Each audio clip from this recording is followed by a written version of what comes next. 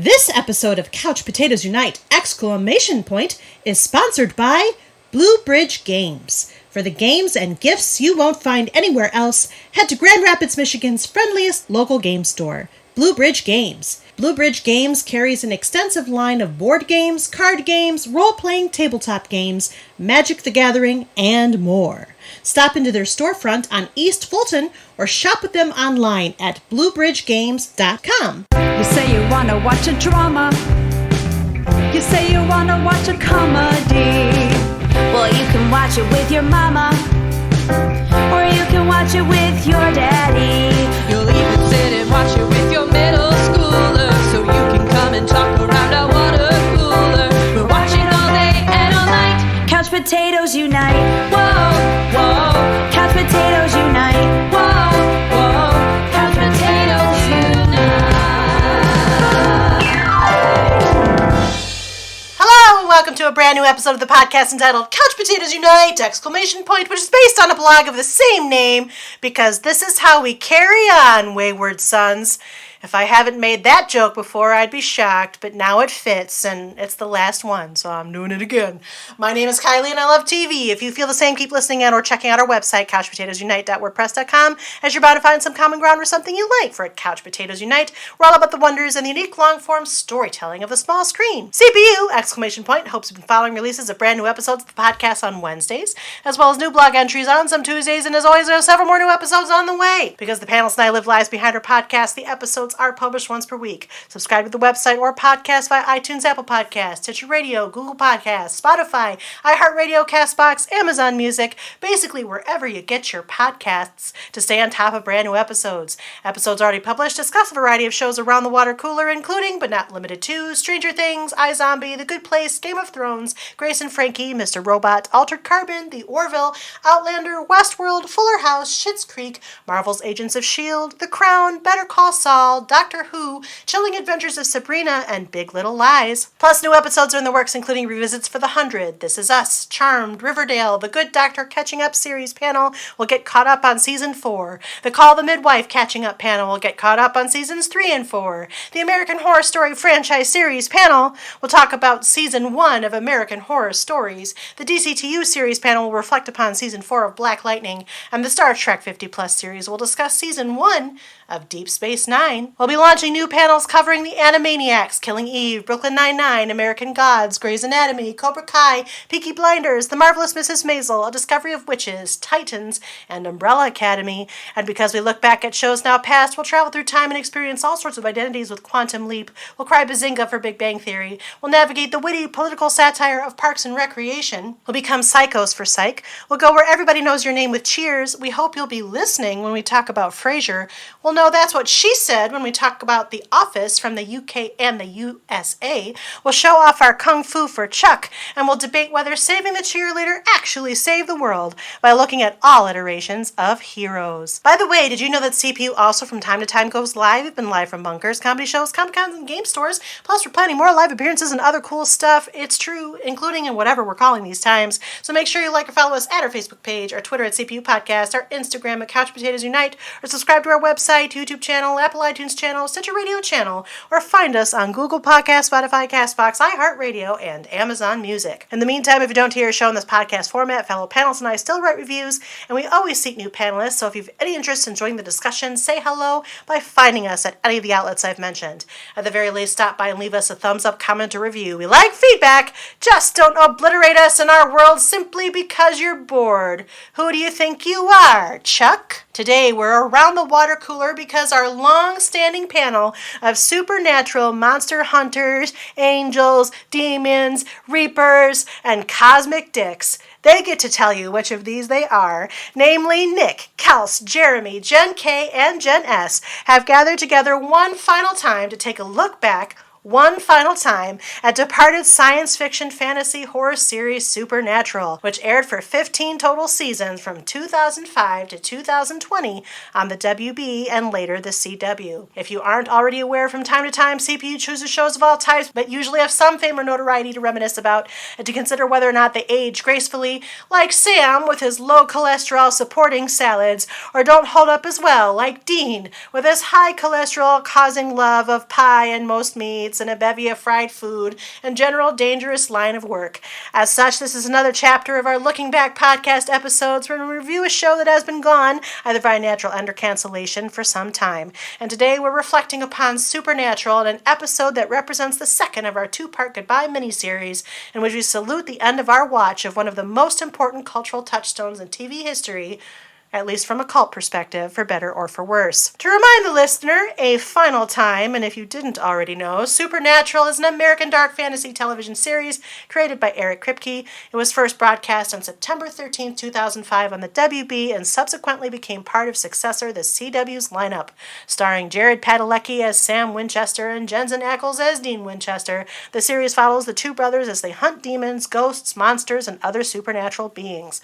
The series is produced by Warner Brothers Television in association with Wonderland Sound and Vision. For now, our trusty group of supernatural stalwarts has returned, ready to wax philosophic about the entity known as Supernatural, now that the gates of heaven and hell are closed and set to rights with the end of this long-running series. Ready as we always are to hit the road in our trusty 67 Chevy Impala named Baby and to get started. It should, as always, be noted that all of our panelists have watched all episodes of Supernatural. They have, you know, and will, let's face it, discuss sensitive plot points. Some highly sensitive if this is your first time listening. So for those of you who are not caught up on Supernatural, first of all, get on that. Second of all, listen at your own risk, as there are going to be major spoilers. Welcome back, panel. How are you? Long time no see. Hey, hello. Are you ready to look back now at all 15 seasons of Supernatural? As ready as I'll ever be. Can we skip certain seasons? I mean, we will definitely discuss What seasons are you talking about? I know. Shut it. I don't The think ones that shall not be named. I don't think we can totally skip them because we have to acknowledge that they exist before we acknowledge they don't. But we'll get there. We're going to start with our looking back questions. So this is a little bit of an unusual format. I have done this for other Goodbye miniseries. We're doing it this one. We all know you've watched all 15 seasons. I'm going to ask you to basically start. We're going to do the two answers like we do in Looking Backs. But what I've done here is provided our very first iteration of the Supernatural character question from when we started this panel however many years ago. What I'd like you to do is rate your interest when you started watching Supernatural, period. How did you feel about it when you first started watching it? And then we'll ask you to rate how you felt at the end, which could be the same as your last answer for season 15B. You'll be using that question. I will remind you of that character question when we get there. First of all, think how you felt when you first started watching Supernatural at the beginning along this character question, which was our very first Supernatural character question. Did you watch it because hunting is your life and or because you love the show Hunting and or the show about hunting? For you, it's keep grinding until the end or until you die. Also, you're really into Baby, the Impala, most fried meats, the awesome use of classic rock, and pie. Or you watch it because your brother watches it, like Dean Winchester, and then in parentheses I put you're a Dean fan or fan girl, depending upon who you whatever you want, or fanboy or fan, they, whatever you want. Fan person? Fan person. I think person works. Okay, sorry. I was looking for the noun. It came out with the pronoun. Okay. Did you watch it because you were reluctantly convinced to watch the show about the lives of two brothers demon hunting, but now you can't imagine your life without the show or demon hunting?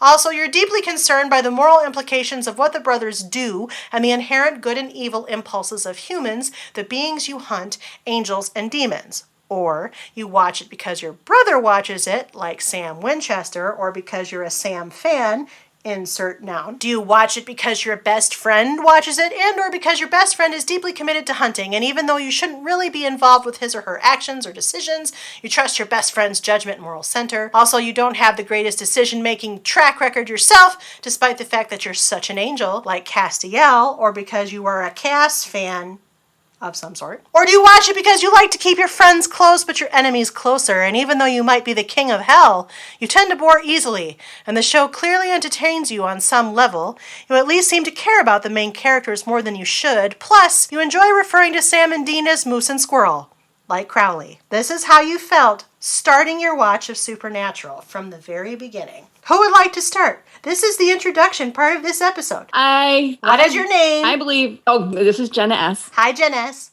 I believe I've been Dean from the get-go because I had a tie with Jensel Ackles because he was on Days of Our Lives, a soap opera that I watched pretty religiously.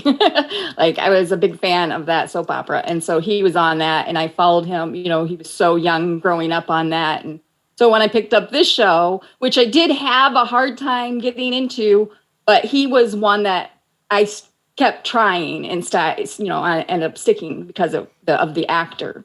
So I know I've been Dean. I think I might have been Sam, but I'm pulling. I don't know.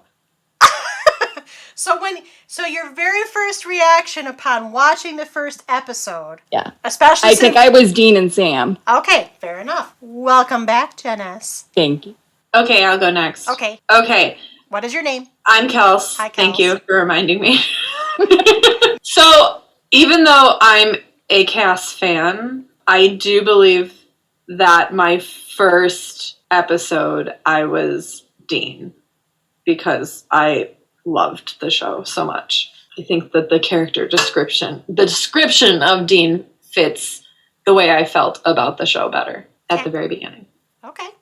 Welcome back, Kels. Thank you. I'm Nick. Hi, Nick. Hi. Hi. I believe I've been a Sam all along. I did not start watching the show. I don't even think I knew it existed when it first came out. And I feel like plenty of seasons were already out, and I needed to be not strongly convinced. I don't think it took much, but it needed to at least be recommended to me. And I was a little iffy at the beginning if this show that started out on the WB was... I fit the audience they were trying to reach, but its overlap with the X-Files was strong enough that I kept watching. Okay, welcome back, Nick. I'm Jen K. Hi, Jen K. Hi. I think when I started off, I was Sam. So I think I started watching when season 5 might have ended, and I was just watching it on reruns. But then as soon as season 6 premiered, I was just watching it every single week after I caught up with it, and I just kept watching it on a weekly basis whenever there was new episodes. Welcome back, Jen K. Best for last, I'm Jeremy. You're not last. Hi, Jeremy. Oh, oops, that's right. But you're right, best for last.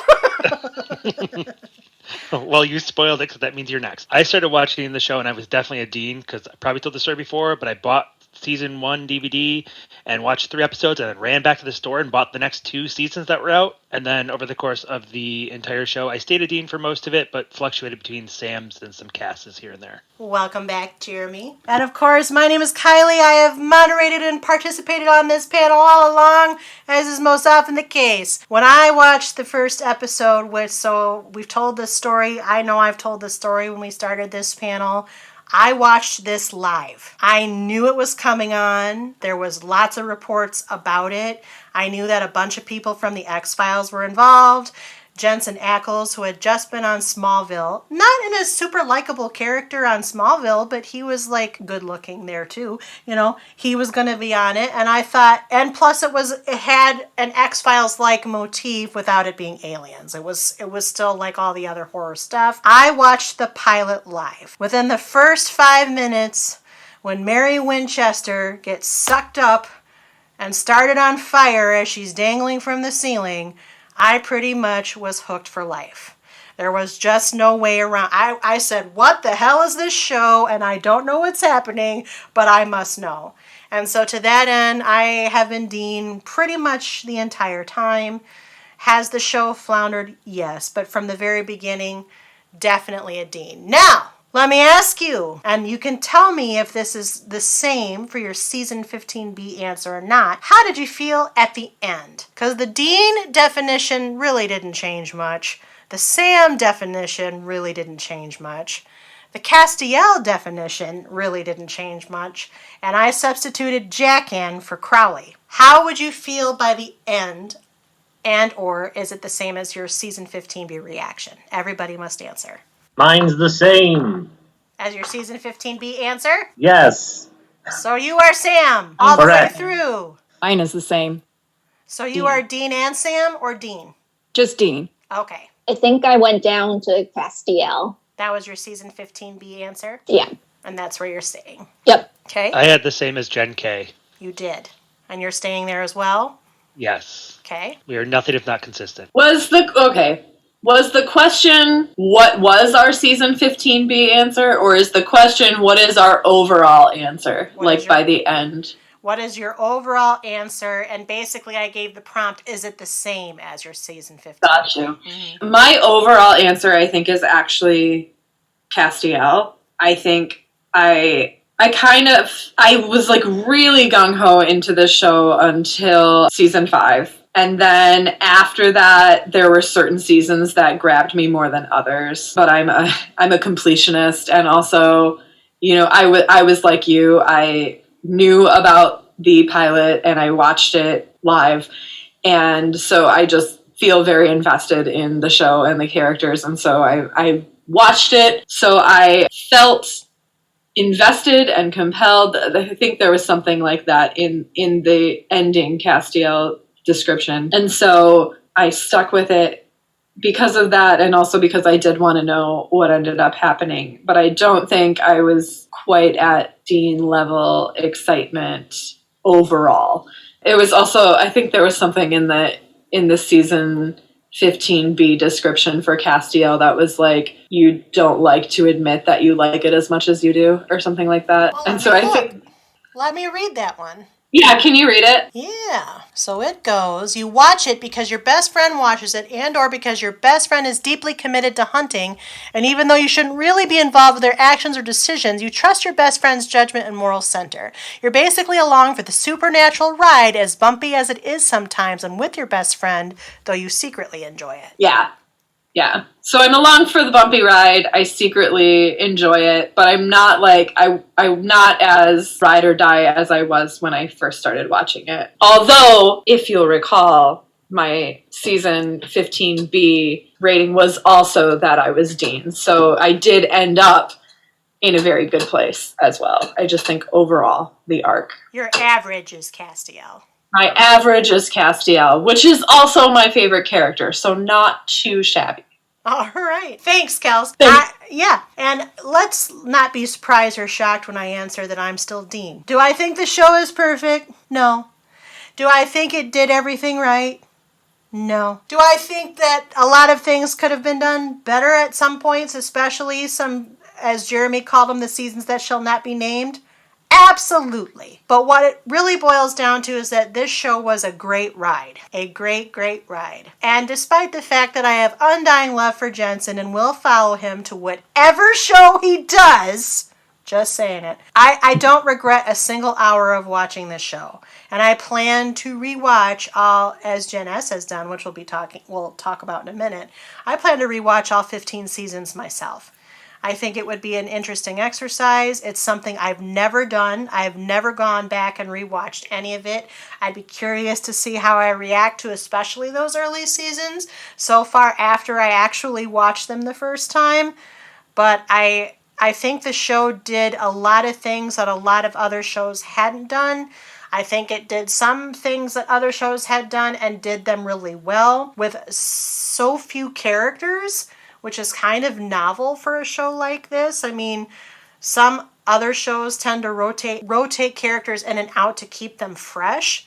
This did that, but you lived with these two main characters and then Castiel, basically, for season upon season. Like, there's literally nothing any of us can say we don't know about Dean and Sam Winchester and Angel Castiel. And so to that end, I think that's really unique in television, and I'm still a Dean. Am I biased? Maybe a little. I don't care. We'll talk about it. It's fine.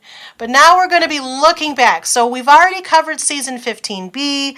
We've been covering this. The reason why we're looking back, first of all, I should start with this piece, is that we as a podcast have not covered Supernatural since the beginning. Sometimes we do, sometimes we don't. When I started this podcast, we picked up some shows that were already in progress. Supernatural was one of them. So we didn't actually, I think we started in season 8. That's how long we've been covering Supernatural. We did not talk about seasons 1 through 7, including Leviathan, although many things have been mentioned, callbacks and references throughout all of our many recordings together.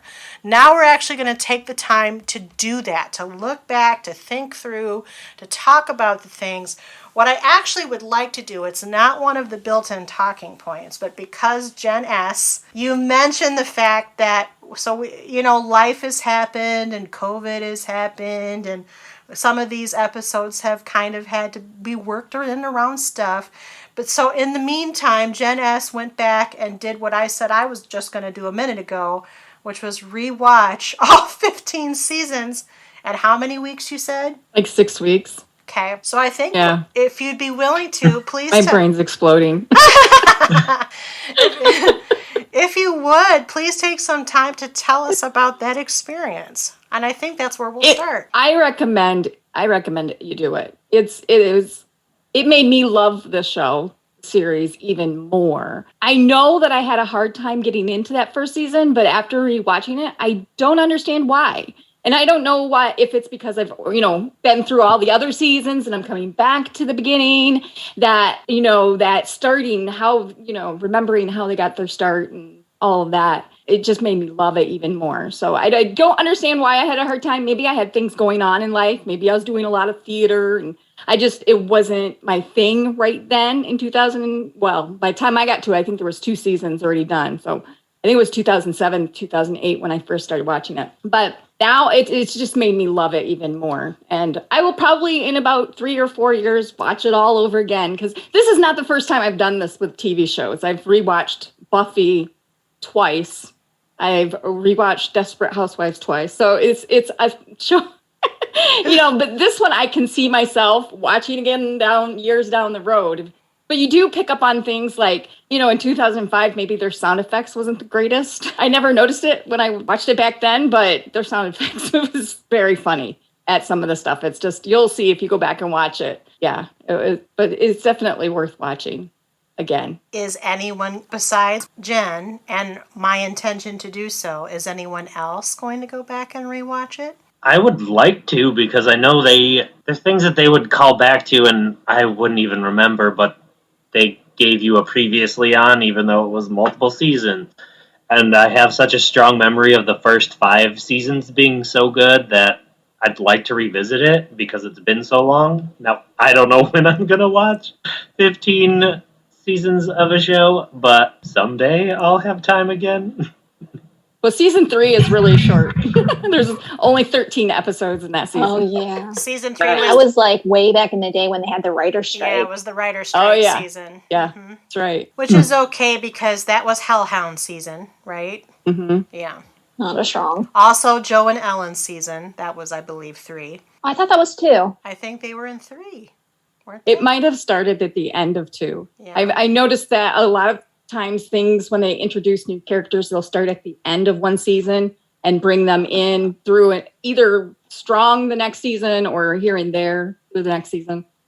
I know season 2 had the episode with H.H. Holmes's ghost, and she was in that one, and that's when they kind of like had their falling out. Yeah, I can't remember. I know that. So I've been forcing my wife to rewatch this show with me because she's never seen it, and she's actually she was very against watching the show at first because of the notorious way that the female characters are treated on the show. But I was like, but I love this show, so you should watch it anyway because it's really good. And so I talked her into watching it with me, but we only watch it occasionally. We haven't gotten into like a habit of watching it regularly, which if I were to go back and watch it, I would want to do, because I have a terrible memory and I haven't retained anything. But we are on the season that Joe and Ellen are in right now, and I want to say it's season 3, but you may be right. They may have been introduced at the end of season 2 because I was like, see, they're really cool.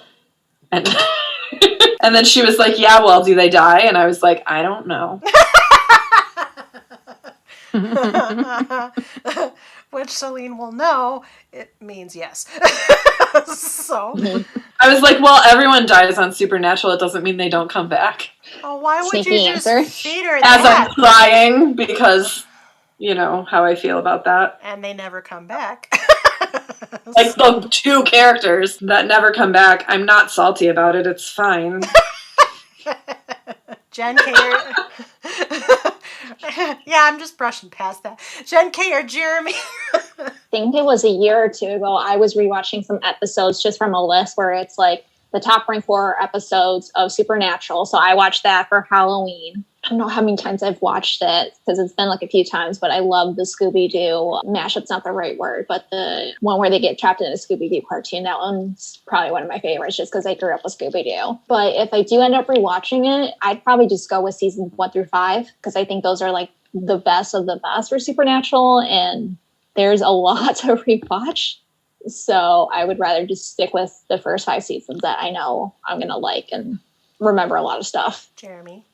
I feel like I should just resort to my answer always being, and I'm just like Jen K, because it is 15 seasons at 22, 23 episodes a season is too much of a time commitment as much as I love the seasons. And I know 1 through 5 is great. And I would probably do that as well, honestly. So that's a good foundational place, I think, for looking back at this. Now, we've already kind of talked in many of our recap episodes about things we've loved and things we don't. What I want you to kind of do at this point is soar to the 1,000-foot level. You're now looking at all 15 seasons of this gargantuan series. Think about the things you loved the best and the things you liked the least. What were they? Well, just from my point of view, the things I liked the best was I thought they did a really good job with reoccurring characters for the most part in picking out the ones that we really liked and keeping them as reoccurring characters, and then kind of letting other characters drop by the waypoint that we did not like as much. Like a Ruby, for example? Well, okay, that one's a different one because I did like Ruby, actually. I'm thinking It's okay, more of she ended up marrying Jared. Felicia Day. That's the best example right there. And Crowley, making him a major character. And actually, Cass was never supposed to be a major character in the show, and they made him a major character, so... Sometimes they dropped a storyline here or there that we would want more information about. Sometimes they did bring it back, but it was a long time. I think the biggest one was their half-brother, Adam, was just locked in the cage, and they didn't seem to care at all. Like, that is almost a mistake that... It's like a writer mistake, but when you really think about it, it almost takes away from the characters. Like, oh, that's your family, and that's what the show's about. You can't just do nothing with it, not even think about it. So that, like I said, for the most part, they didn't do that too often, but every once in a while, it's like, oh, you introduced a thing and then forgot about it for years, or altogether. I mean, he eventually came back. It just took 10 seasons. Too long. Yeah, that's a really long time. I think too that's one of the things that kind of got lost in that transition between like Eric Kripke and the new writers and showrunners, and that I think that was a big flaw actually, because that is a huge foray away from, especially I think, Sam's character, but well, no, Dean too, because he's so family oriented, and yeah, it just, I don't know. I'm just saying a lot about exactly what Nick just said. So you agree? I agree. I concur. Okay. After this, can I ask Jen a question? Because Jen asks, because I have a question. Sure. After this, Jen K, do you have a comment? So I think for what they did well, just pulling all the different like creatures and sources, I guess, for mythology, not just with Christianity, but like they pulled a little bit with Norse. I think they did some stuff with, I can't remember the specific one, but like I think they did some stuff with like voodoo or like jinns and stuff like that. So like they did a good job with introducing other stuff, and even when they were using stuff with like Christianity, it still wasn't like too preachy at the same time. I will concur with that. Over 15 seasons, it really gave them the leg room to explore every mythological, theological, other logical source that they could to mine for monsters, allies, etc., but also while keeping the spin original, particularly with heaven and hell. It wasn't your typical cookie cutter heaven and hell. Angels had flaws, demons had positive attributes. It just depended upon the circumstances of the time. It really questioned the fallibility of pieces, so I actually think a lot of really diehard Christians probably don't watch this show because it really drives against some of the fundaments of it, but that's okay. I think for the story they were building upon, there was a lot of, I'm not going to say original, they adapted it, but they had a lot of room to explore all these different things and not lose. They even did, like, one of my most favorite characters throughout the entire series was Archangel Gabriel, which we otherwise known to be the trickster god, right? He comes in as the trickster, is how we first meet him. And I just find him delightful. Richard Speight Jr. actually ended up directing a ton of episodes throughout the series. And the fact that they were able to tie all of those together was really delightful.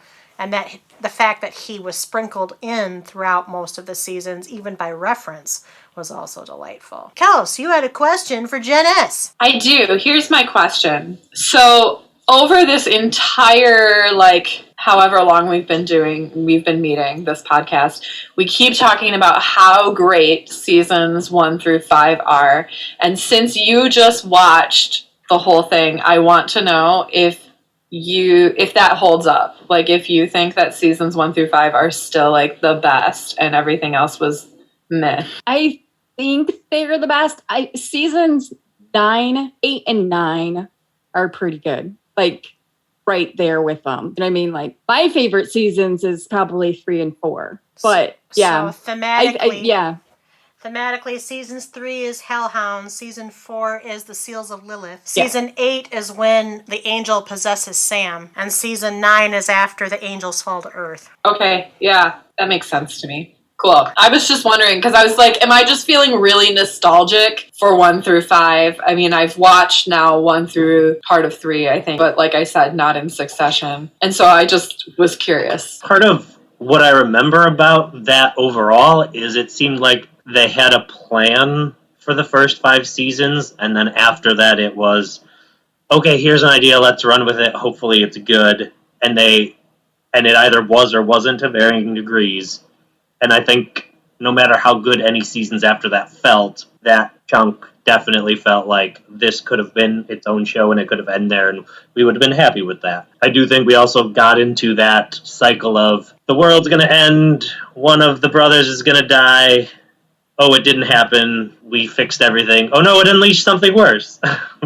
Yeah. That cycle definitely happens too, which had to if we were going to keep watching the show. I don't know what else you do. Right, once you're fighting demons and angels and the devil, where do you go from there for the big bad? The Empty, God's sister. The Leviathan. The Leviathan!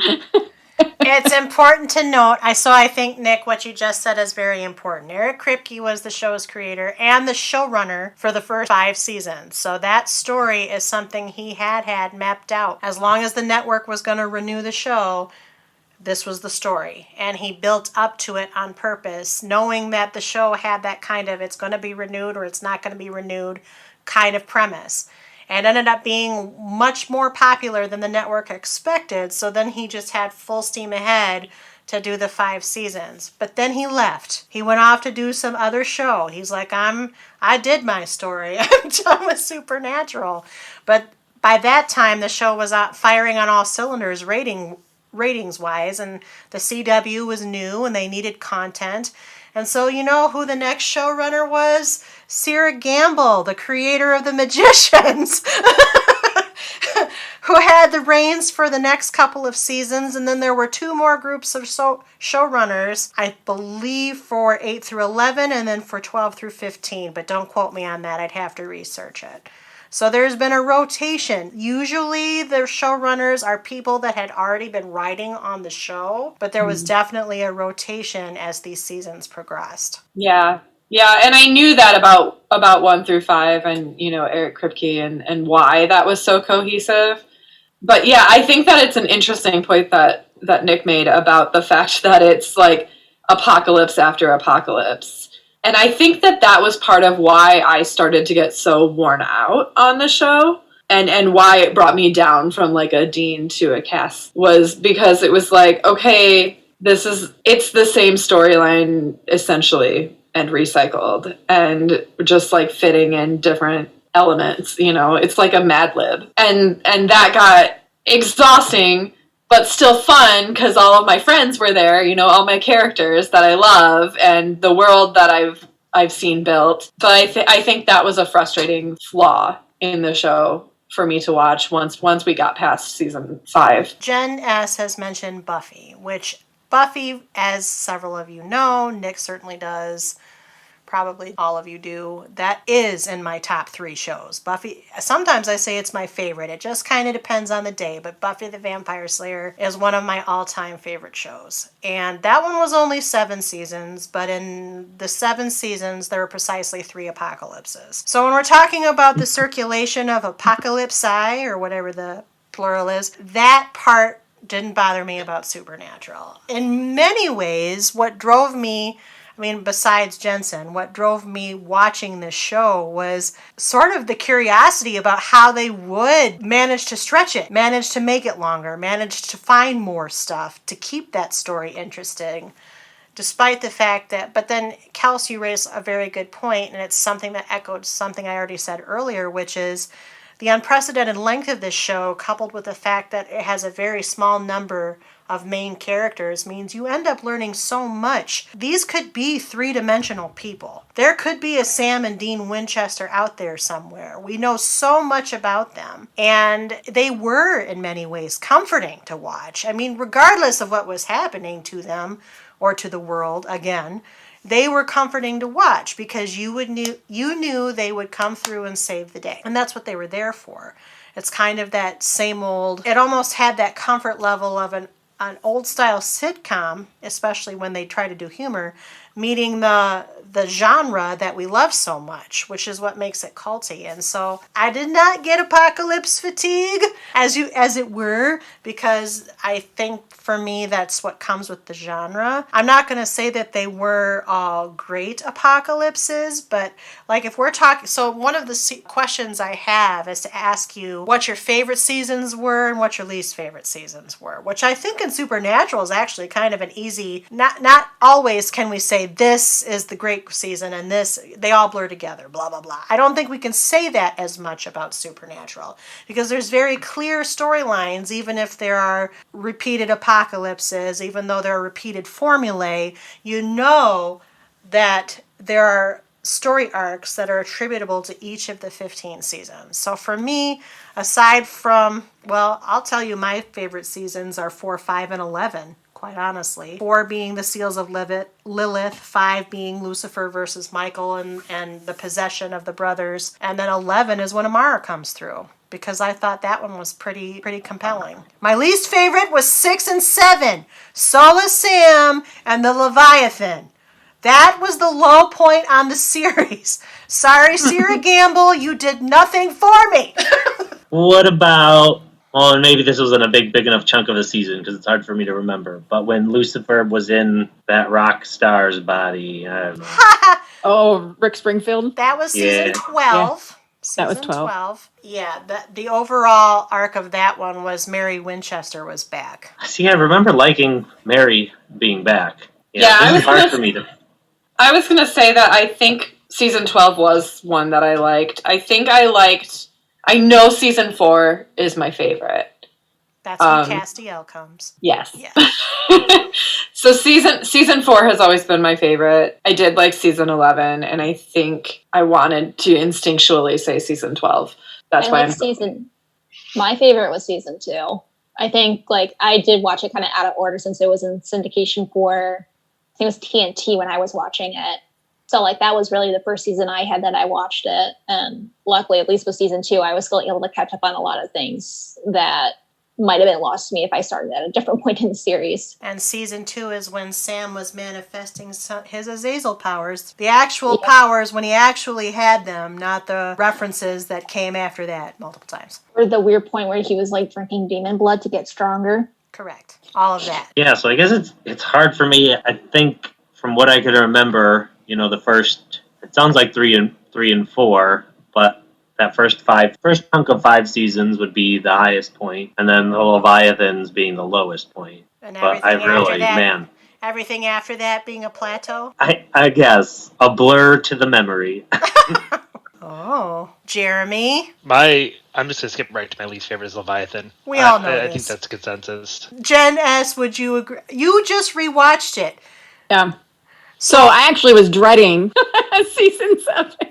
When I was rewatching it, I was like, oh, I have to rewatch that whole... Maybe I can just skip over it. But there's a lot of other things. Right now, I can't tell you because I think my brain is tired. But I remember there were things... Watching it the second time, there was more things in it that I didn't realize was in that season, besides the Leviathan. Because before I rewatched it the second time, all I could think of was the Leviathan. That's all we remember. But when you watch it again, there's other things that happen that I thought happened in season 6 or season 8 or 5 or whatever happened in 7. Well, and it wasn't as bad. It wasn't as bad as what I thought it was going to be. It's still my least favorite. I still didn't care for season 6 and 7 both. I didn't really. I mean, it was a little slower for me. Season 7 is also when Dean is in purgatory. Yeah. He meets Benny the vampire. Yeah. And there's quite a few notable monsters of the week. But also Cass is trying to take over hell, too. I mean, it's just a mess, that season. That season is a hot mess. So, Jeremy, season 7 is your and we all agree, by bar none, the least favorite. What are your favorite seasons? I'm going to go with Kylie's answers and say 4 and 5 as well. 4 was actually one of my favorite seasons of all time, just because the setup for season 5 that took place in 4 was just amazing in my mind. And the whole intrigue around the seals of Lilith. There was so much mystery there, and you were like, what does this mean? What happens if they break all these seals? And the fact that angels were introduced via Cass that season, and the way Cass appears, which Kels has talked about a couple of times on this podcast. It's so cool. Mm-hmm. It's even better watching it the second time. It was far better than I had thought, remembered it. Just appearing there with those wings in the background, kind of shadow, and he's all glowy. It's pretty awesome. Yeah. Yeah. Okay. We answered your question. I know. That's why I said K. Oh. You think this is my first rodeo, Nicholas? I know we spent some time talking about the series finale in our last episode, but now I have to ask you this question, which is part of our looking backs. Was it a proper send-off for our characters? Why or why not? Uh-oh. Yes. Oh, shoot. Kels had a stinker face, and I was like, oh, no, they're going to say something. No, it's just because I already said that I felt like we didn't need the very last episode. But if we're going to do it, then yeah, it was. I think it was a really good send-off. It literally left nothing to the imagination.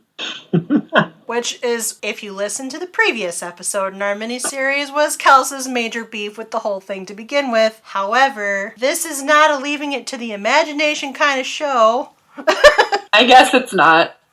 It just really felt like, please hold my hand and walk me across the street, and this is the Disney ending that we all needed. Like, that's what it was. Look, I liked it. I think it was proper. I think it was the rare occasion where, yes, they had to give us the love letter, or I would have cried. I would have cried in a different manner in the way which I actually cried, which was filled with emotions and feelings as opposed to anger and frustration. I think I'm broken. I usually can't tell the difference, so probably was fine either way. We do not have time on this podcast to sort that. Oh no, we're not processing that trauma right now. Great. Let's keep going. I'd say... Thanks, Jen K. I think it could have ended differently, or I think how they got to the destination, I think it made sense. The journey of how they got there, I think that could have been better. Because I think how they killed off Dean, and we mentioned it before, I think it could have been a little bit more epic.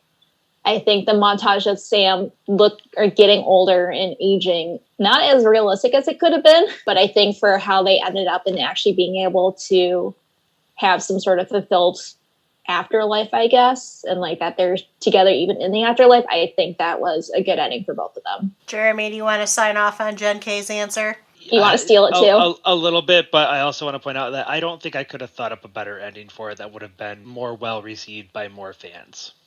Yeah, that's the other thing too, is like, oh, well, myself included, it's like, I don't like how this ended, but I don't know how else we could have had him get killed off or how it could have ended otherwise. So a lot of it is like, could have been what if, but I don't know what that what if could have been. Okay, the one thing I didn't like was I just really wish they hadn't used Eileen as a plot point and that Sam could have ended up with Eileen instead. I'm going to throw that in there. That was one beef I did have too with the finale, is that we don't actually know who Sam's wife is. I wish we would have gotten to figure out who that was, especially if it was a recurring character that either, if it was Eileen or someone we might not have met for like a long time. Yeah, I think the assumption was that it was not someone we knew, but I don't know. Yeah, that was left to the imagination. There you Plot go! twist.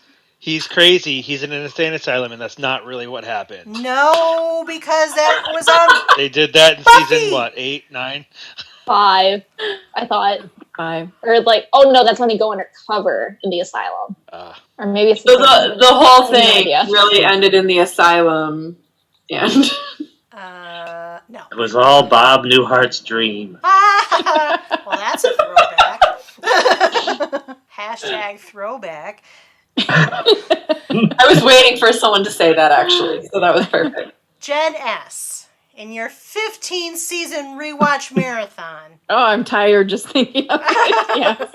do you think the ending was as good as it's going to get? Okay, so for me, I didn't like the ending, actually, as they killed Dina, because I wanted them both to live and either, get out of hunting or live, get married, have kids, whatever, together. Or they could have prolonged it. Like, they could have killed him off, like, later. Like, we don't know how much time really passed by between the end of God and then them getting back to their lives. I can't remember if it was actually mentioned in the episode or not, but it was 5 years. Oh, it was 5 years? Because I don't remember seeing that at all. I don't remember. I don't think they showed that well, because I remember when I watched that, I felt like it would have been nice if they had more time together on Earth, where they were more at peace. And then Did they actually say that or flash the word 5 years later? Because I don't remember seeing that at all. I would be okay if they had done that. In other ways, I'm saying, like, if they would have said 5 years later and then they're hunting and Dean dies, I wouldn't have as much of a problem. But it just seemed too quick. But I don't remember when in the episode or if it was in like a recap or something from like a review when I was like brushing up on the episodes. But I do remember that someone did disclose that it was 5 years in between. We do get, they had like the pie eating contest and stuff, so they do show us some nice moments there. And then I did feel like it seemed fast, like I would have wanted them to have more time, but then when you get to the end and they have eternity, then it that worked out. Well, and even with it too, like how much are you going to show in between for that time? Right, like how many episodes could you do? I think I'm just biased because it's Jensen. I mean, I'm in love with that actor. I've just been a big He could have survived to be at the wedding, his brother's wedding. Right, at least, yeah. I mean, he was the bride's side, no the people. They could have done a little montage and aged him a little bit and then killed him and then done more montage, like maybe. With Eye of the Tiger playing in the background, because that is the universal soundtrack of the montage. I am wearing my Eye of the Tiger t-shirt. I know. I mean, I thought listeners can't see, so I had to. Yeah, I thought for sure they were going to play that song in the finale, but I'm glad that they played Carry On Wayward. And not only did they play it, they played the whole thing. Yeah. Which I thought was so... Kansas has had their day, but they've never been like big time guys. The fact that this has been the unofficial theme song has always been kind of delightful and has really pushed Kansas back up into like, hey, people, we made some songs. So the fact that they actually did this whole song with all the montaging over it made me, I was crying. That song does not make me cry, but I was crying and crying through that whole cover thing. of that song that they played afterwards too, that made me bawl like crazy. Like, I don't know why, because I've never heard of that artist before, but I think just like how they paired it was really well. It was really pretty. It was a pretty cover. It I is. really hope that Kansas is getting some sweet royalties They better from this be. show. I'm sure they would be. I'm sure they I hope I they think- signed a good contract. Yeah. I think they actually, obviously you can't see it with the podcast, but I think they did like a final tweet, like when the series finale happened for the Supernatural fandom for that. Just saying, hey, thanks for keeping this song relevant and keeping us in the fandom, even though we're not entirely sure why. Well, it's the perfect song. Obviously, that's why it's become if you know Yeah. the lyrics of the song and you kind of think through what the boys have been through, it's the perfect song. And it's those touches that make me think the finale is a really good finale. Sure, we can, nitpick how much time has passed, or Sam's makeup, which is apparently a sticking point, or the fact that, Dean and Sam didn't have as much time post all the fighting together as they did during it. But in essence, they hit all the right beats, and that's why I think it's proper. Could I have done it differently? I like what Jeremy said earlier. I don't know what else I would have done. It really kind of did everything I needed it to for everything that I had been through for so long. And I found the tweet, so I just posted it to the group. what does the tweet say, Jen K? So this was posted on November 19th, 2020, the day of the series finale. The band Kansas wants to wish the entire cast, crew, and all of the Supernatural family, as a hashtag, well, and congratulations on tonight's series finale of Supernatural on the CW. The little show that could has had quite the run and created quite the legacy. That continues to another tweet because they ran out of characters. Kansas is honored to have been adopted as a small part of that family that includes incredibly loyal and passionate fans. Good luck to you all, and thank you, Eric Kripke. We are glad you heard Wayward Son on the jukebox all those years ago. Aww. Sweet. I love that. That makes me want to cry a little bit right now. Okay. Right? Just be emotional now. Do you think the show would hold up with the passage of time? Why or why not? Was it time for it to go? Would you have watched more seasons, or should it have ended sooner? The best question for Supernatural. Everybody gets to answer. For me, Thanks, I Nick. didn't need 15 seasons of it. What?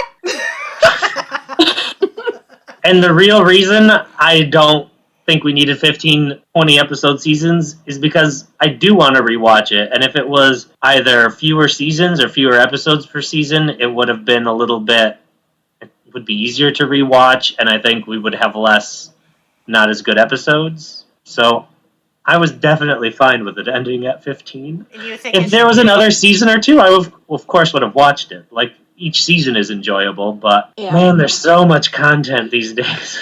So do you think it should have ended sooner? Do I think it should have? I can't say it should have. If it did, I wouldn't have been upset if it ended 2 or 3 seasons soon. Like, when I remember we were talking about season 13 coming up, and that unlucky number would be the end of it, I would have been fine. But knowing how popular it was and how strong the fan base is, I don't think it should have ended season sooner. But for me personally, it could have, and I would have been okay with it. Was that too wishy-washy? You know what, though? I honestly, even though I am a longtime fan of the show, I agree with you. I did get apocalypse fatigue. So I think That's the secret hashtag of the episode. Hashtag apocalypse fatigue. I'm really good at making those. The best one will be I have hit to the apocalypse point. fatigue in my real life right now. That's I do too. fair. Very fair. Yeah. That got dark. bringing it back. Yeah. So I think, I agree. I think if it would have ended a little earlier, I probably would have been a little more upset, but not like shocked or, heartbroken completely. And I think that when I heard that it was ending, I wasn't upset. So I think it was a good time. If it were to have continued on, I would have kept watching, but I don't know I don't know if I would have felt even more burnt out, and if I would have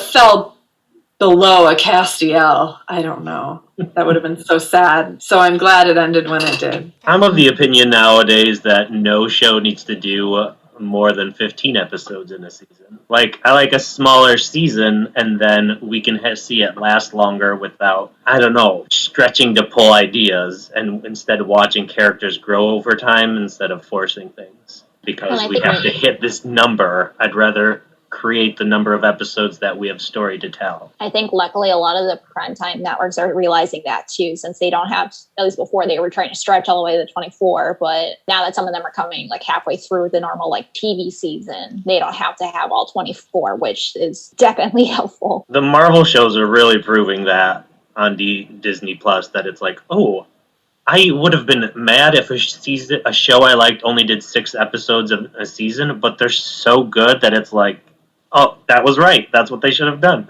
Perfect. I just can't imagine for the people that watch, like, what's it, NCIS, that's, like, still going on, and, like, only 2 of the main cast are still there. Like, woof. How are you putting up with this? Why is this still a thing? And it has, like, 3 or 4 spin-offs. That's true of a lot of crime procedural, and not just NCIS. You have Laws and Orders, you have CSIs, you have FBIs, you have, I mean, there's 911s, there's a million of them. That's a whole other genre, though.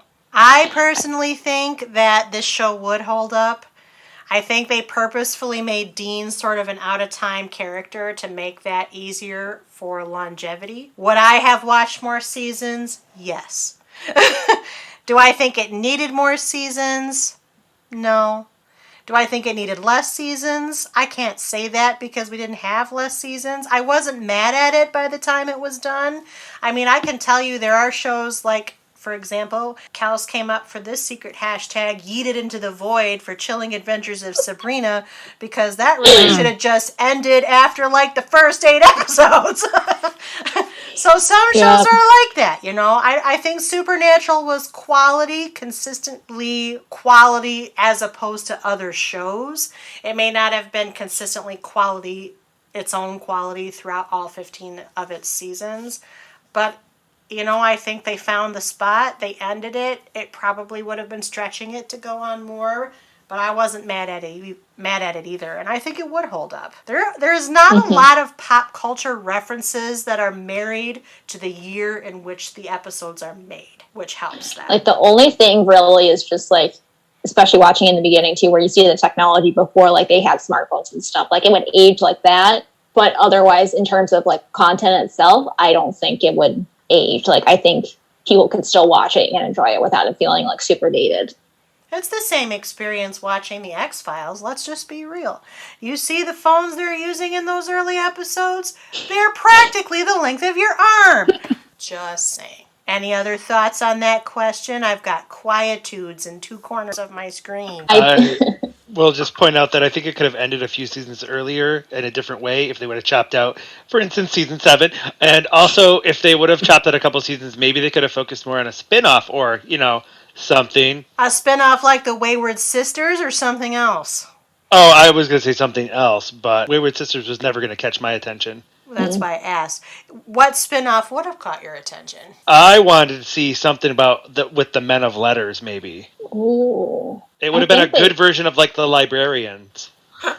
Okay. I think there was one other spin-off they tried to do before Wayward Sisters, where it took place in Chicago. But that one, like, didn't even make it. I don't know if they even did, like, a backdoor pilot or made it to a pilot. They didn't. It was just a concept they discussed. I don't even remember what it was.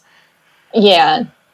If they were going to do a spin-off of Supernatural, I kind of would want to see... I don't think I would need it to be a whole series, but I think it would be fun for them to do a special where it was like the beginning of creation featuring God, the 4 archangels with the actors who've been playing them, and then how this world got created. I think that would be really good bonus content.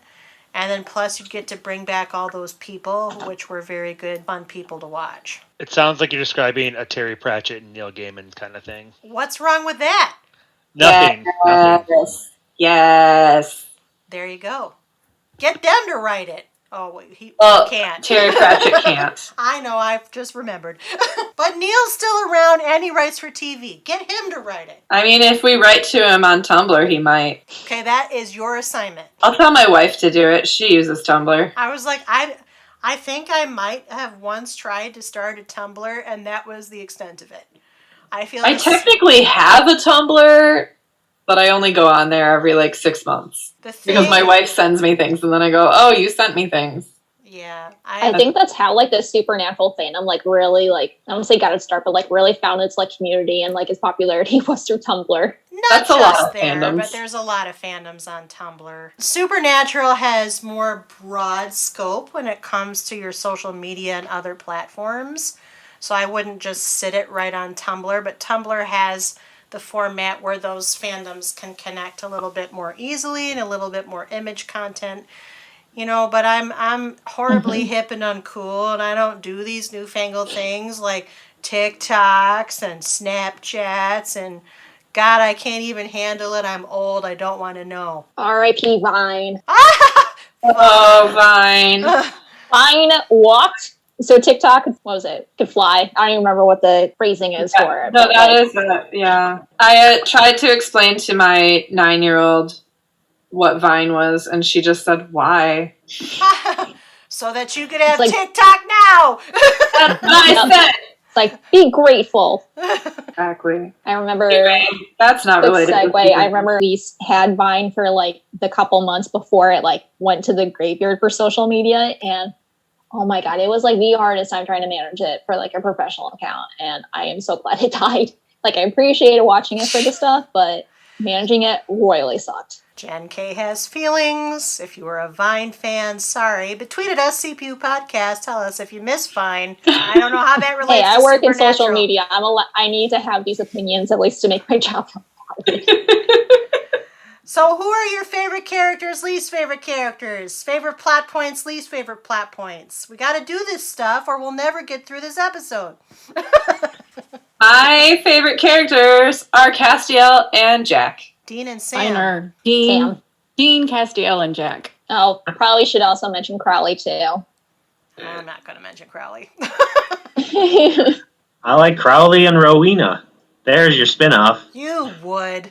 That would be cool. I don't like Crowley, but I would watch that spinoff. There should be a prequel of that mess. That would be fun. I like Rowena and Cass myself. Yeah, I'm going to put Cass in there because I do. But he frustrates me with his decisions. Like when he tries to take over hell. That gets me mad. That was weird. So I like the brothers, personally. I was just going to say that I really don't think that his decision to take over Hell was very, like, on brand and in character for him. No, I know. And I think it was poor writing. So you've chosen to ignore it. I can't, man. I understand. I get it. What was your favorite plot arc? Or that could probably go with season. Maybe that doesn't matter. I don't know. Yeah, I don't know. For me, it's season related, so I'm just going to stick with the seasons I said. All right. For me, I think general plot, at least for season 2, where they're trying to take down a yellow eye demon. Azazel. Mm-hmm. And then also season 5, I thought it was really cool how they introduced the 4 horsemen of the apocalypse. That's what I was going to say. I did like the 4 horsemen. Or wait, yeah, that's it. I wish they did a little bit more with them. Like, you could have almost done a season for each person. I agree. Well, it also was very curious to me that, first of all, we spent a lot of time about who is Death after they killed Death. That was Kels's reigning question for multiple episodes of our podcast. But then I kept wondering, like, are they not going to bring, like, have they decided the other horsemen don't care? Like, we don't care about war and famine and pestilence? Like, it doesn't matter anymore? And they were intrigued. That's why I love season 5 so much, because there's so much wrapped up into that one. But they really could have expanded on a lot of the concepts in that season over the course of a couple of seasons. Yeah, although I think having pestilence in these time of days might not age very well, or people might think it's a little too relevant. Well, that's a whole... Say that about death or war. That's true. That's a whole other podcast. Let's not get that heavy now, Jen K. Kylie can't comment on that. She won't even play Pandemic. No! Oh. Hashtag too soon. I won't. Pandemic was stressful before there was an actual pandemic. I feel this way. Jen K. I actually agree with that. Yeah. I read a book right as the pandemic started called Station 11, which is now a TV series on HBO Max. And it's about a pandemic that happened. So it like does the time jump between beginning of the pandemic versus like 15, 20 years later. And they talk about how they run out of toilet paper like right as it was happening in real life. I'm like, I want to keep finishing it because it's really good, but it feels it's hitting way too close to home right now. Well, good to know. I will not be watching that one for a while because it's hashtag too soon. Yeah, probably. It's a good book, though. I do like it. Hashtag apocalypse fatigue. Supernatural was created by Eric Kripke. This show was his first creator credit, though he went on to create Revolution, canceled after 2 seasons, Timeless, canceled after 2 seasons, and The Boys, going strong. Would you watch any other projects that Eric has made or makes? Always, I will, and I do. I've watched Revolution. I finished it. It was not great. And I have Is that the one where the world lost power? Yes. Yeah. I did watch that. Yeah, it started off real good and it kind of meandered into weirdness. And then it was on NBC, so they're not very forgiving, so it got the axe. Timeless has been on my list. A few people had requested it. I'm actually still intrigued by it. I think they gave it an ending because they knew they were going to get canceled after the 2nd season. So I want to see it. And The Boys is very popular. And Jensen is going to The Boys. Jensen's on there. Yeah. I actually started watching The Boys and I didn't like it, but because I know he's on there now, I'm going to go back and watch it, restart it and watch it. I think I only watched like the first, maybe half of the first season. I don't even think I got through the whole first season. I think I had the same experience because it was really... It goes against everything about superheroes. Yeah. That you have been... Which is... That didn't bother me, but it was it's very dark and violent, and there was some, like, triggering rape stuff in it for me that I was not prepared for, and I think going back and watching it will be fine, but I was not ready. So, trigger warning if you watch it. But other things. I think I do want to watch that one. I do not have interest in the other shows. I don't know the other ones. I watched Revolution before realizing it was Eric Kripke that made it. And then I saw the actor that plays Bobby Singer. And I'm like, oh, it's Bobby. And then I realized, wait a minute, there's a supernatural connection. Duh. And then I tried to watch Timeless. I couldn't get through it, unfortunately. But mentioned before, big fan of The Boys. Really excited. Jensen Ackles is basically going to be playing like a darker, grittier version of like Captain America called Soldier Boy. And fun fact, apparently he was actually up for the role of Captain America, but because of Supernatural, he couldn't take it. Well, think of how the world would change there. That's a what if for Marvel. I think Eric comes up with really good ideas. Do they always pan out? Maybe not, but I would watch or have watched everything. He's one of them. I'd be intrigued because he does have good ideas. I think the problem with Revolution was the execution, and I don't know how much that's on him. Mm-hmm. But I still like the idea of exploring that type of world. So I wouldn't watch something just because he made it, but if I heard he was making something, I'd look into it. You are wanting to make me watch Revolution now. I had never heard of it until now. It reminds me of the book series I've been reading, so I kind of want to check it out now. The first season is really good. The concept is really good. It basically is, for reasons unknown, all electricity and power on Earth disappears. And so Earth basically descends into what is tantamount to frontier world again, where everybody is in a survivalist, dystopian, post-apocalyptic spot, and you don't have transportation, you don't have communication devices, you don't have TV and radio, you don't have any of that stuff available. So what was really cool about it was how they visually depicted the landscape of this world. Walking through Chicago, for example, was one of the scenes where the power was not, and they're in the big city. But the problem is this, and I think Eric did not showrun the 2nd season. Don't quote me on that.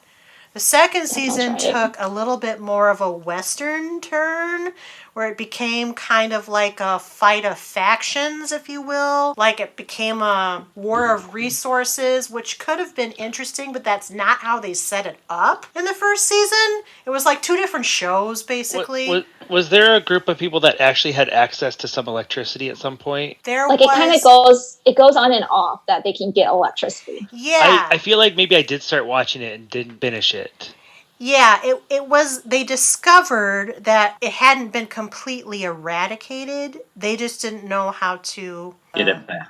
Get it back, yeah. Get it back Which and I feel like keep it back, season at one least was at, like, the large level. And I feel like season 1 was exploring how to get it back and what happened. And if they had continued with that, it would have been that a would have great been show. the, Yeah. Well, season 2, it gave this like weird artificial intelligence, like gave that life, and it's like that wasn't the premise of the show, and it just didn't fit. But then it literally was that meets Western, though. It was wagons and horses and shoot 'em ups in that second season too. So it just felt like a completely different show. I don't know that was Eric's fault, but it doesn't. I remember thinking, well, when it got canceled, I'm not surprised and I'm not sad. But I think they did.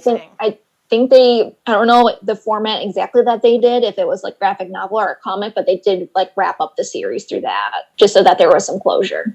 I don't know if I'd care. That's how I felt about it at the end. But I didn't initially, but I like stumbled across and was like, oh, maybe I'll see what happens, and it's fine. Yeah. There was an ending. It's just that. And Timeless also was kind of like a very sci-fi premised thing. It did involve time travel. I don't really have a good grasp of it because I've never watched that one, but it was kind of on my eyeball list for a long time. It was one of those shows that was on the bubble, barely squeaked in a renewal. They knew they were kind of probably not going to get another renewal, so they made it a cohesive 2-season story. But not like it's a 2-season story, 2 short seasons. So well, and I think at the time too, before there was more popularity with streaming, especially for shorter episodes too, like that wasn't really the norm for them, and it's at least for executive producers, for them they thought that was the equivalent of failure. And at least now, especially with what happened with COVID and everyone's streaming a lot more, like there's enough room where you can have like the primetime TV shows that do the 24 episodes or like multiple seasons, but you could also have like what Marvel's doing and have like the shorter miniseries, 1 season, I was going to say episodes, 1 season like TV shows, and that can still feel very successful at the same time. Would you follow any of the cast members to other projects? My answer is yes. I would follow Jared and Jensen. I will Have you watched Walker, Texas Ranger yet or no?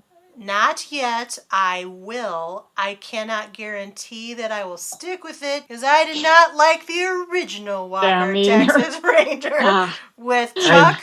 Wasn't that Chuck Norris? Yeah. Yes. That's a little too throwback and nuts. That's my main reason why I didn't like it, because I'm not a Chuck Norris fan. Yeah. Mm-hmm.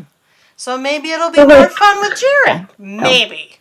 I'm anti-Chuck Norris, actually. But I would give it a try. I think he deserves a try. And if Jensen did like a weird... I don't care what he does. If he's I was going to say, it has to be really weird. I know. I don't even think I don't care. No. If Jensen is in a thing, Kylie will watch him. Jensen is number 1 on my 5. I'm there with you, Kylie. I'm a huge Jensen fan. I don't even have a significant other. I have a 5, and Jensen is at the top. And can be on top. I'll watch him do anything. So the question is, would you follow the cast members to other projects? Nah. You're wrong. I would They watch were Misha. great, but that's not the reason to watch a show for me. Castiel, if he did something, Misha, I really like him. He's a great actor. I would probably watch him. If Misha showed up, I would actually want to see him do other things because he's doing he's on a podcast right now, but now I can't. He has TV. a YouTube channel that he does vlogs and stuff. I follow him on the social media, and he does a lot of his cross-promotional stuff on that. Bridgewater, I think, is the podcast he's on. I haven't started listening to it yet.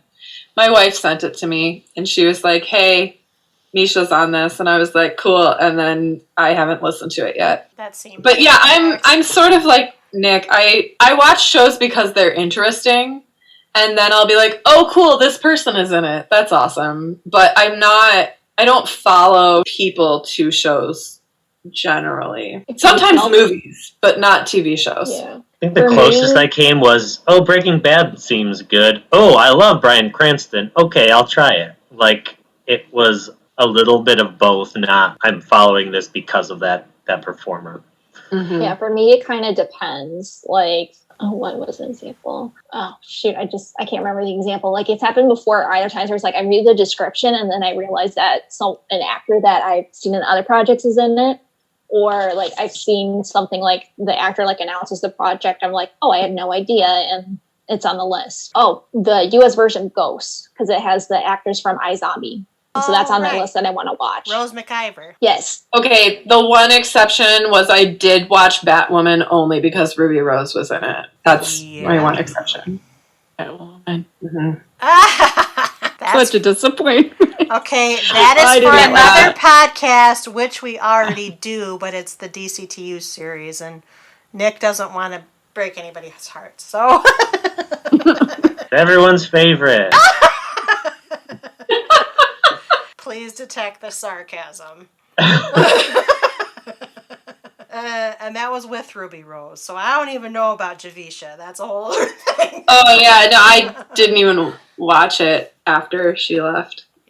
It's funny because normally I get the pushback on the creator question, and you all were like, sure, Kripke sounds good, like, I'd watch some stuff, but now I'm getting it on the actor question, which is... Well, it's not that, if any of them happened to be in it, I wouldn't be mad, and I'd be pleasantly surprised, but I'm just not generally a follower of actors and actresses. So many times my wife will be like, oh, so-and-so is in this. And I'm like, who is that? I don't even know. And it does help that I've been watching this show for a long time, but still the only people that I really know without looking them up are Jared Jensen, the two Marks, and Misha. And then everyone else I'd be like, I don't actually know their name. I have to look them up. That's me.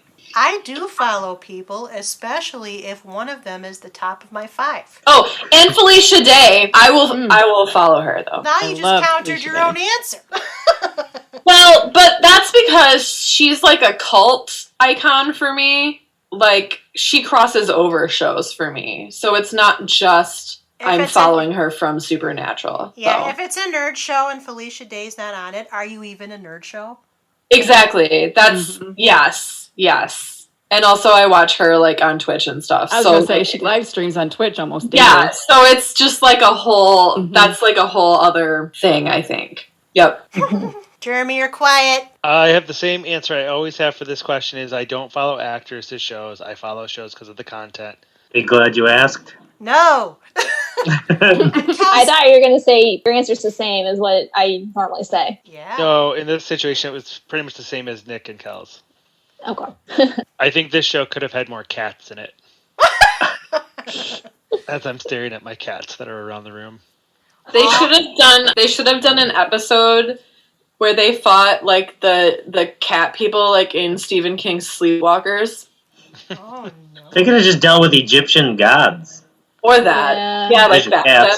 I mean, they Or did like have Anubis that one time. Yeah. I'm probably aging myself the opposite way from the rest of you, but the episode or the movie Scooby-Doo on Zombie Island, where the cat creatures from that, I don't and they think turn out that's to actually be aging cats instead anyone. of people in the mask. I don't think that's aging anyone as much as it is betraying your perpetual obsession for Scooby-Doo.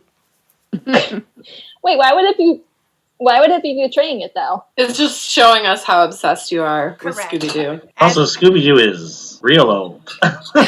Also, But that movie isn't. that was Well, me even being for us millennials, though, that's sarcastic. like for some of us, that's how we got introduced to Scooby-Doo in the first place when it was doing like reruns on Cartoon Network. I was just being cheeky with my choice of words. We all know you're obsessed with a Scooby-Doo. I love Scooby-Doo. I know.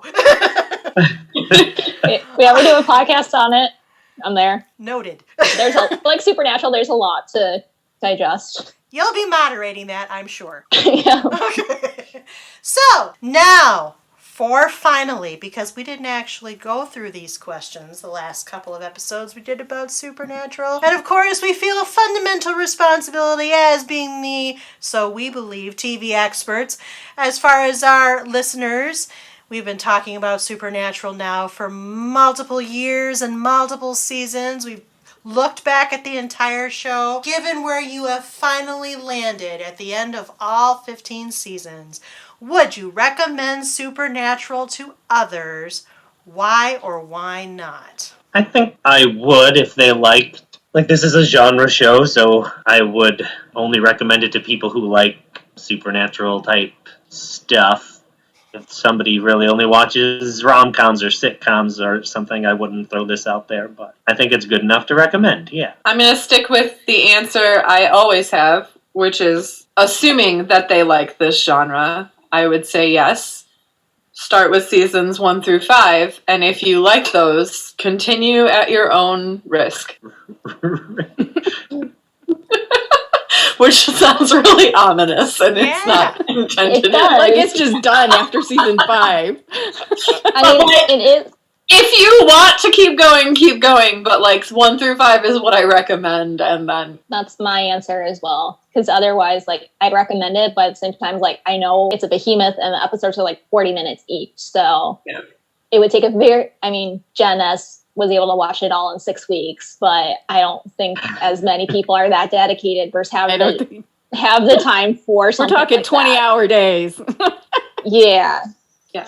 Almost, not quite. Obviously, each person teach their own, but well, I imagine not everyone could do that.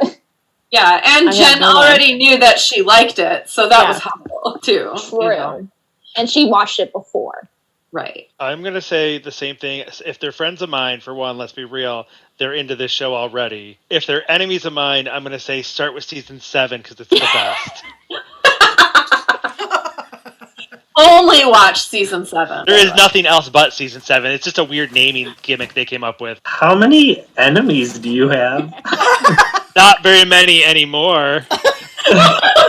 They all died from watching season 7 of Supernatural. I can neither confirm nor deny those allegations of death happening. I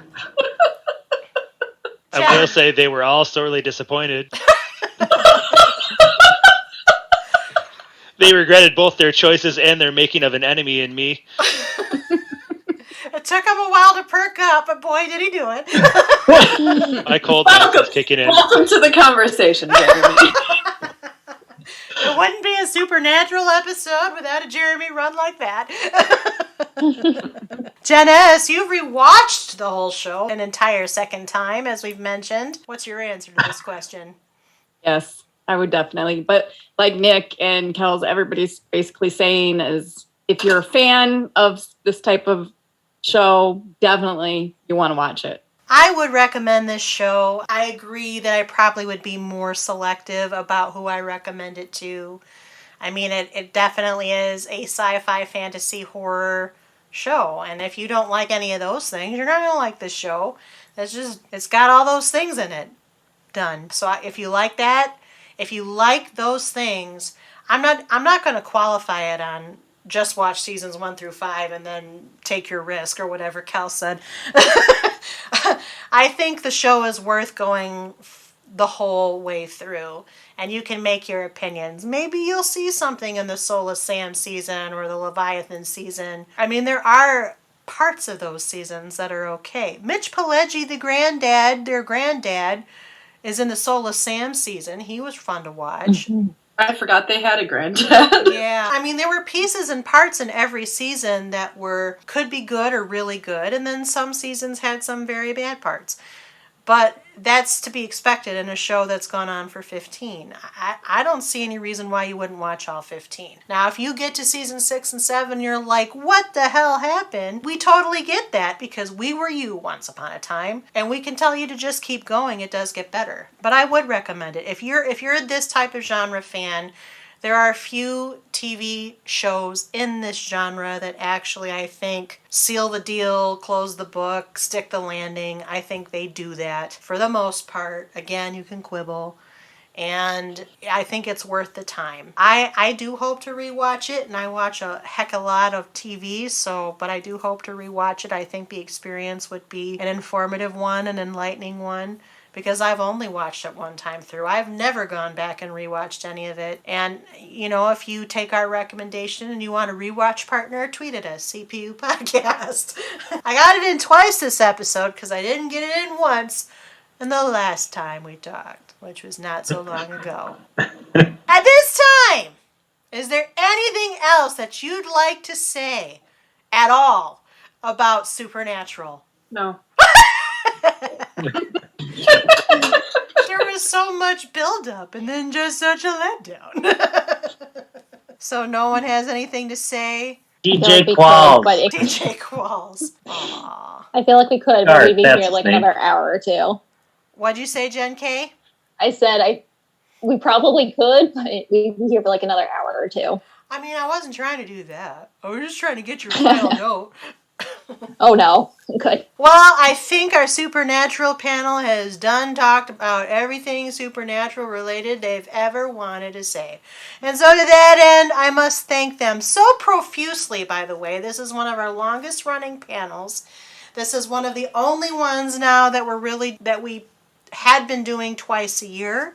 Because, again, Nick pointed it out, seasons are getting shorter in most other networks and places, so we cover those in chunks.